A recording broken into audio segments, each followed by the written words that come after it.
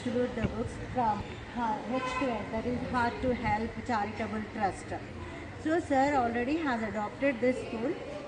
From last year we have paid the 10th class students examination fee also.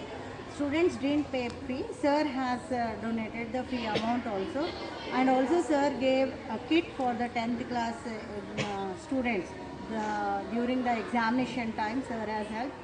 Now this time at the starting of the year only, sir came here to distribute the notebooks also. Sir is giving these books for your well-wishing, means to study well, to pursue your studies further also. Sir is going to help every year. As last year only sir told that that trust has adopted all of you, means every year 10th class batch is adopted by this charitable trust. So give a round of applause for sir. Sir came here to help us. ఈరోజు heart to help charitable trust ఆధ్వర్యంలో శంకరపల్లి మండల పరిధిలో ఉన్న మహాలింగపురం మరియు కొత్తపల్లి ప్రభుత్వ పాఠశాలలో 10వ తరగతి చదువుతున్న విద్యార్థులకి నోటు పుస్తకాలు పంపిణీ చేయడానికి ఈ యొక్క కార్యక్రమాన్ని ఏర్పాటు చేయడం జరిగింది. సో లాస్ట్ 5 years నుంచి కొత్తపల్లి ప్రభుత్వ పాఠశాలలో మన 10th వాళ్ళకి నోట్బుక్స్ కానీ ఎగ్జామ్ ఫీ కానీ అలాగే కిట్ కానీ ఇది అందించేవాళ్ళం. లాస్ట్ 2 years నుంచి మీ స్కూల్ కూడా ఈ కార్యక్రమాలు అనేది కంటిన్యూషన్ చేస్తున్నాం. సో రాబోయే రోజుల్లో ప్రతి సంవత్సరం ఖచ్చితంగా ఈ స్కూల్ అనేది కంటిన్యూషన్ కార్యక్రమాలు అనేది నడుస్తుంటుంది. రాబోయే రోజుల్లో మళ్ళీ సెప్టెంబర్ అక్టోబర్లో మీకు ఎగ్జామ్ ఫీ కూడా వస్తుంది డేటు, అప్పుడు కూడా ఎగ్జామ్ ఫీ మళ్ళీ నేను వచ్చి కడతాను. తర్వాత ఎగ్జామ్ కిట్, మెయిన్ ఎగ్జామ్ పోయేటప్పుడు కూడా కిట్ కూడా ఉంటుంది. సో ఆ కిట్ కూడా అందిస్తున్నాను. ధన్యవాదాలు తెలియజేస్తున్నాను.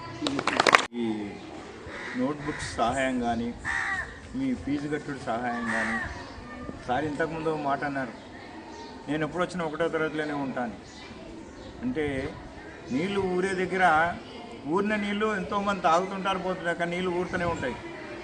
సార్ అటువంటి రకం.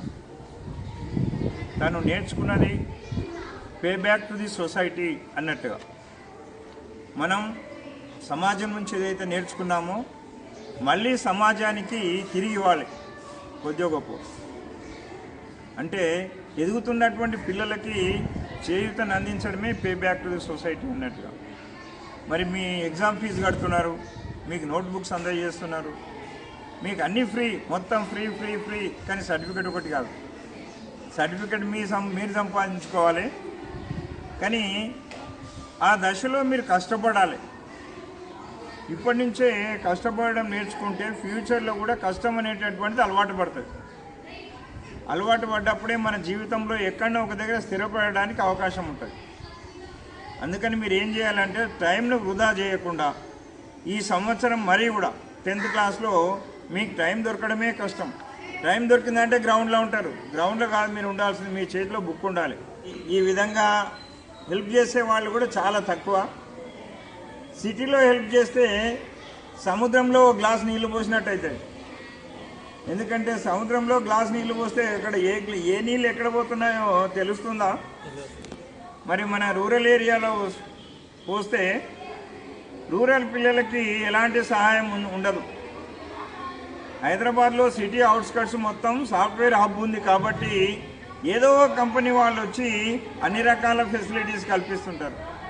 మరి ఇంత దూరం బండి మీద మోసుకొచ్చి మీకు సహాయం చేయాలి అనేటటువంటి దృక్పథంతో ఇక్కడ వచ్చినటువంటి హార్ట్ టు హెల్ప్ నిర్వాహకులు మన రవి నాయక్ సార్ గారికి పాఠశాల పక్షాన ధన్యవాదాలు తెలియజేస్తూ, మీరు బాగా చదువుకోవాలని చెప్పి ఆశిస్తూ అవకాశం కల్పించినటువంటి అందరికీ ధన్యవాదాలు తెలియజేస్తూ ముగిస్తున్నాను. Thank you.